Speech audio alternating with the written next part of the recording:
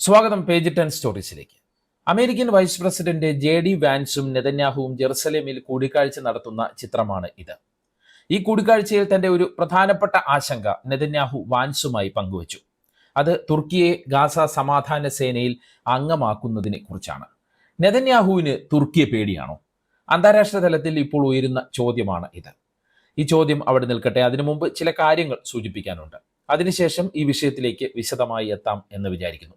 ഒപ്പം അന്താരാഷ്ട്ര നീതിന്യായ കോടതിയിൽ നിന്നും ഇസ്രയേലിന് വൻ തിരിച്ചടി ഏറ്റിട്ടുണ്ട്. അതിനെക്കുറിച്ചും ഈ വീഡിയോയിൽ പറയാം. ആദ്യ ചോദ്യവും ഇസ്രയേലിന് കോടതിയിലേറ്റ തിരിച്ചടിയും തമ്മിൽ ബന്ധവുമുണ്ട്. തുർക്കി പ്രസിഡന്റ് തൊയ്ബ് എർദോഗനും ഇസ്രയേൽ പ്രധാനമന്ത്രി ബെഞ്ചമിൻ നെതന്യാഹുവും അവസാനമായി കൂടിക്കാഴ്ച നടത്തിയത് 2023 സെപ്റ്റംബർ 19 ഒരുപാട് കാലത്തിന് ശേഷമുള്ള കൂടിക്കാഴ്ചയായിരുന്നു അത്. അതിന്റെ ചിത്രമാണ് ഈ കാണുന്നത്. ഇരു രാജ്യങ്ങളും തമ്മിലുള്ള ബന്ധം ഊഷ്മളമാകും എന്നാണ് അന്ന് വന്ന വാർത്തകൾ. എന്നാൽ ഗാസയിലെ ഇസ്രയേൽ വംശഹത്യ തുടങ്ങിയതിന് ശേഷം ഇരു നേതാക്കളും തമ്മിലുള്ള ബന്ധം വളരെ വഷളാകുന്നതാണ് നമ്മൾ കണ്ടത്. ഇസ്രയേലിനെതിരെ പൊതുവേദിയിലെല്ലാം എർദോഗൻ രൂക്ഷമായ വിമർശനം ഉന്നയിച്ചു. UN വേദിയിൽ വൈകാരികമായ പ്രസംഗമാണ് എർദോഗൻ ഗാസയെക്കുറിച്ചും ഇസ്രയേലിന്റെ ക്രൂരതയെക്കുറിച്ചും നടത്തിയത്. ഏറ്റവും ഒടുവിൽ ഈജിപ്തിൽ നടന്ന സമാധാന സമ്മേളനത്തിലേക്ക് നെതന്യാഹു വന്നാൽ താൻ പങ്കെടുക്കില്ല എന്ന കടുത്ത നിലപാടും എർദോഗൻ സ്വീകരിച്ചു. തുടർന്ന് സമ്മേളനത്തിലേക്ക് നെതന്യാഹുവിനെ ആദ്യം ക്ഷണിച്ച നടപടിയെ ട്രംപിന് റദ്ദാക്കേണ്ടി വന്നു.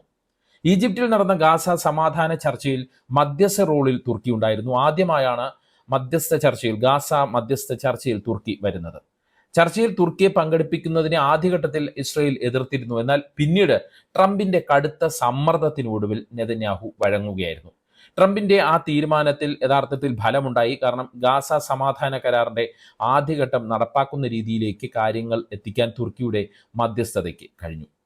ഇനി തുർക്കിയെ നെതന്യാഹുവിന് പേടിയാണോ എന്ന ചോദ്യത്തിലേക്ക് വന്നാൽ അങ്ങനെയാണെന്ന് പറയേണ്ടി വരുന്ന സാഹചര്യമാണ് ഇപ്പോഴുള്ളത്.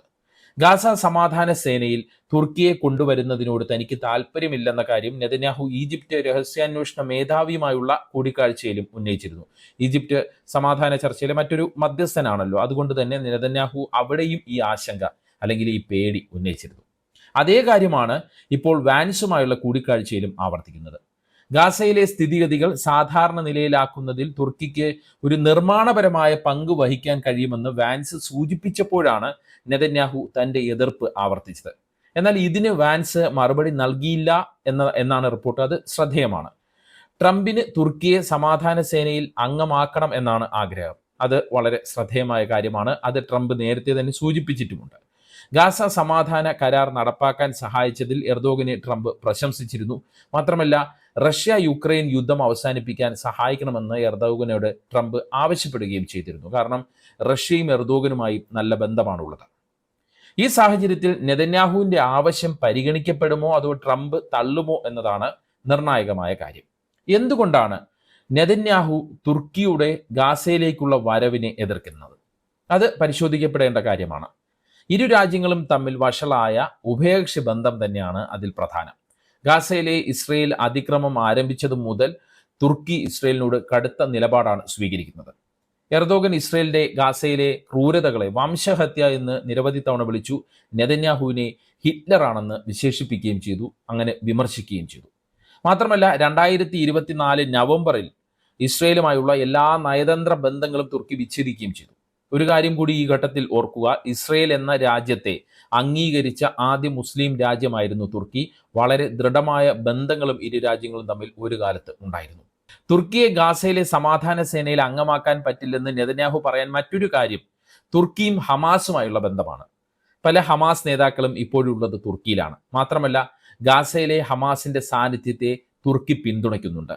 ഇത് ഇസ്രയേൽ സുരക്ഷയ്ക്ക് ഭീഷണിയാണ്. ഇതൊക്കെയാണ് നെതന്യാഹുവിന്റെ നിലപാട്. ഹമാസുമായുള്ള ബന്ധം കാരണം ഖത്തറിന് പിന്നാലെ തുർക്കി ആക്രമിക്കാൻ നെതന്യാഹു പദ്ധതിയിട്ടെന്ന റിപ്പോർട്ടുകൾ ഉണ്ടായിരുന്നു. എന്നാൽ നാറ്റോ അംഗരാജ്യമായ തുർക്കിയെ ആക്രമിച്ചാലുള്ള പ്രത്യാഘാതം ഭയന്ന് നെതന്യാഹു ആ നീക്കത്തിൽ നിന്ന് പിന്മാറിയെന്നാണ് റിപ്പോർട്ട്. നെതന്യാഹുവിന്റെ മറ്റൊരു ആശങ്ക മേഖലയിൽ സ്വാധീനം കൂട്ടാനുള്ള എർദോഗന്റെ ശ്രമങ്ങളാണ്. ഓട്ടോമൻ തുർക്കി സാമ്രാജ്യകാലത്തെ സ്വാധീനം വീണ്ടെടുക്കാൻ തുർക്കി ശ്രമിക്കുന്നു എന്നാണ് ഇസ്രയേലിന്റെ ആശങ്ക. അതുകൊണ്ട് തന്നെ സമാധാന സേനയിൽ തുർക്കി സൈന്യത്തെ ഉൾപ്പെടുത്തിയാൽ അത് മേഖലയിലെ തുർക്കിയുടെ സ്വാധീനം കൂട്ടാൻ ഇടയാക്കുമെന്ന് ഇസ്രയേൽ ഭയപ്പെടുന്നു. അറബ് മുസ്ലിം രാജ്യങ്ങൾക്കിടയിലും നാറ്റോയിലുമൊക്കെ തുർക്കിയുടെ സ്വാധീനം ഇതുമൂലം കൂടുമെന്ന ആശങ്കയും നെതന്യാഹുവിന് ഉണ്ട്.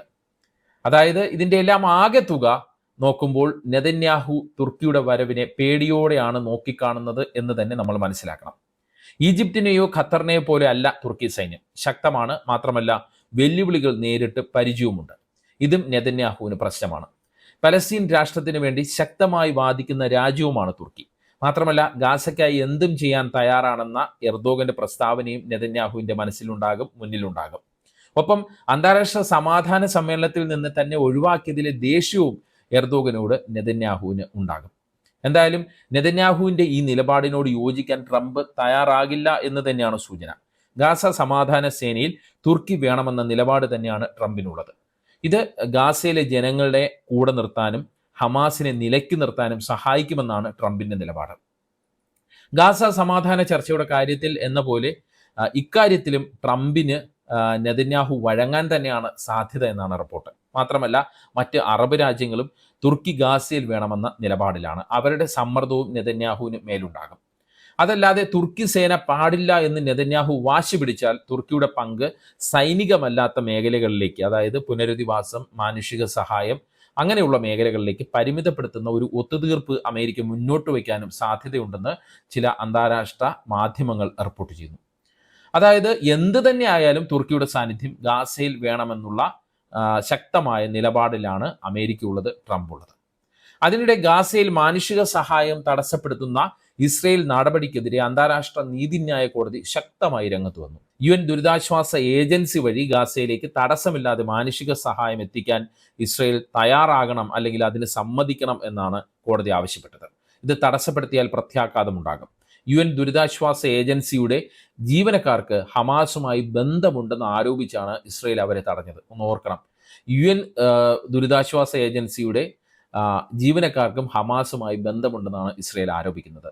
ഇതിനെ ശക്തമായ ഭാഷയിലാണ് കോടതി വിമർശിച്ചത്. വെറുതെ ആരോപണം പറഞ്ഞിട്ട് കാര്യമില്ല, തെളിവ് വേണമെന്ന് കോടതി പറഞ്ഞു. UN ഏജൻസികളുടെ പ്രവർത്തനങ്ങൾ തടസ്സപ്പെടുത്തിയതിലൂടെ ഇസ്രയേൽ ആ നിയമങ്ങൾ ലംഘിക്കുകയാണെന്ന് കോടതി ചൂണ്ടിക്കാട്ടി. അന്താരാഷ്ട്ര നിയമങ്ങൾ ലംഘിക്കരുതെന്ന് ഇസ്രയേലിന് കോടതി താക്കീത് നൽകി. ഇസ്രയേൽ ഉത്തരവാദിത്തം കാണിക്കണമെന്നും കോടതി ആവശ്യപ്പെട്ടു.